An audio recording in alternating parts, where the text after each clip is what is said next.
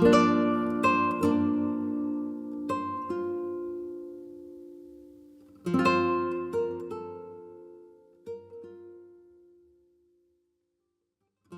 idea for St. Francis House began in the mid-70s. It started with Doris and Stan Michalak, who were secular Franciscans, and they were looking for an outreach for their fraternity. They had very little money, but they began to searching for a place where they could actually have a little clothing bank.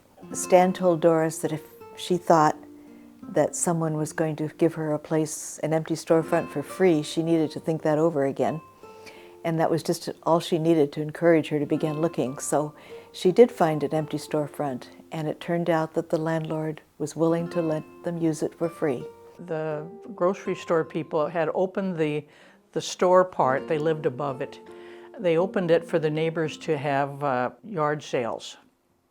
And so Doris went and knocked on that door, I don't know how many times, until they finally answered. They were in the storefront on Portland Avenue for a number of years when East Pierce County Community Action asked them to start a place in Puyallup. But I would see how crowded it was and how overwhelming things were becoming. I asked the Sisters of St. Francis if I could come and help them.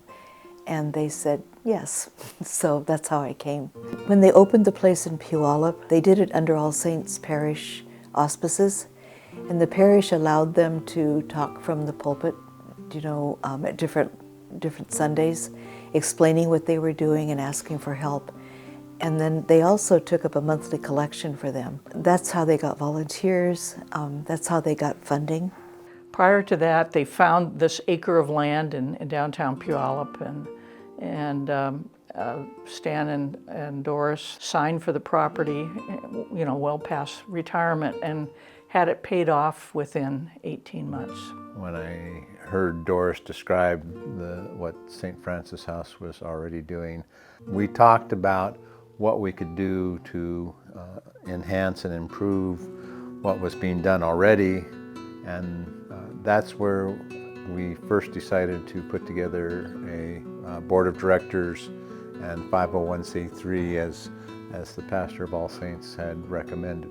First meeting, they were breaking ground for the current clothing bank that is on the corner of the property. The current house on the property was used as their clothing bank, and it was not big enough to meet the needs.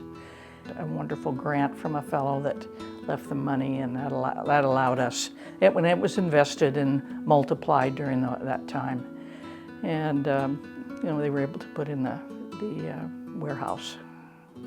There was a time when we had to ration our clients.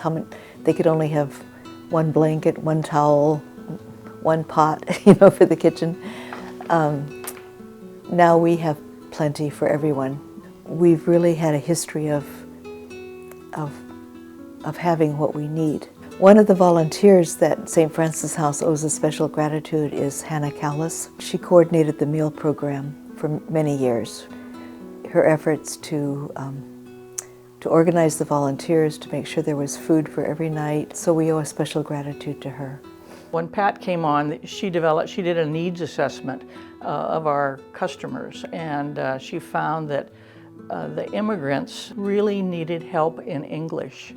But these were people that had children, and they wanted to be home with their children. And they weren't necessarily all of them school-oriented type of people. She set up and got volunteers, teachers to teach English second language. The volunteer part, I've seen a lot of changes in that, and how fun that is. Something that they always used was this interview process, and I just, as a perfect title for that, is just find out what their life is like, and then kind of read what they really need and help them out. At that time, we were having a breakfast once a year, and the Miracle Makers were people that donated a certain amount and made that, said that we were going to do it for 2 years, 3 years, 5 years, and so that we could count on the income we needed to run the place. I don't know how many communities have a St. Francis House, but certainly the progress from community to community, that outreach again for more people to catch the vision and keep it growing, because, you know, whether you have some money to give or clothes to give, household items, everything helps to keep it going and keep people served. Sometimes you don't think people who are in need are giving people, but they're often the most giving of people because they know what it feels like to need. I'm grateful for the community around us that's been so generous, for the city of Puyallup that has supported us in good times and in not so good times, you know, and for those that have collaborated with us. It's like a giant team, really. The desire to help people in need, to use resources from those who have, and share and be like a conduit for sharing those with those who don't have, that has remained the same all the way through. The manner in which that is done has often had to adjust according to the needs of people in each particular period of time. Each decade has brought changes in what people need, but the basic principle of easing the hardships of those in need has remained the same all the way through.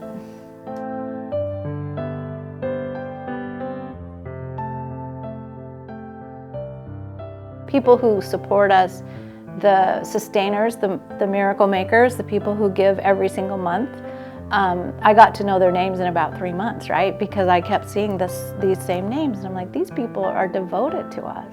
Well, first of all, I think the core value is really their belief in God, and then their belief that God has brought them here for a purpose. I think we all have a sense that we were drawn here, and that our purpose is to serve people who are struggling. Part of that strategic plan was to broaden and deepen our services. So get us out further into the corners of East Pierce County and not be quite so Puyallup Valley centric, because that is our mission, to serve East Pierce County. We clearly have the donations. I mean, people, if you come on a donation day, you'll see that there's a line of cars out there. There's a joke in nonprofits, you know, that we all are just, our mission is to go out of business, right? We don't want people to be suffering, homeless or hungry. We're trying to help alleviate that suffering. We would like for it to end, but I doubt it will in my lifetime.